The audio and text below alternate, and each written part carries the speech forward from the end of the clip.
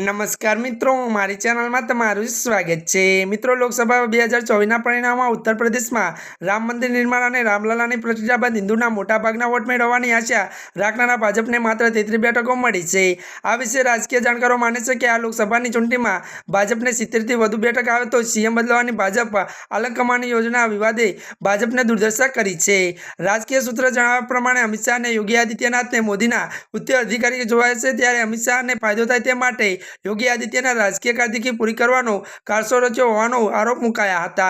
खास करीने मोदी અને શાહની માનીતા પૂર્વ આઈએએસ અધિકારીએ AK શર્માએ કેબિનેટ મંત્રીના બદલે સીએમ બનવાની યોગીને રવાના કરવામાં આવે તેવી શક્યતાઓ દેખાઈ હતી।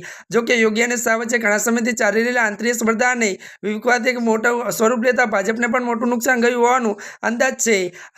અમિત શાહને માની રહ્યા છે કે આનંદીબેન પટેલ અને યોગી આદિત્યનાથ યુપીના જૂથબંધી કરી રહ્યા છે। જાણકારોના મતે ગુજરાતમાં ચાલી રહેલું અવિશ્વાસનું રાજકારણ હવે યુપી પહોંચી ગયું છે। તેના પગલે જ યુપીમાં યોગીને સૂચવેલા ઉમેદવારો ટિકિટ પણ અપાઈ નહોતી અને જે હારવાનું કારણ બન્યું છે। ત્યારે મિત્રો આજના માટે આટલું જ। અમારી ચેનલમાં નવા હોય તો અમારી ચેનલને મિત્રો લાઈક, શેર અને સબસ્ક્રાઈબ કરી દેજો। ધન્યવાદ।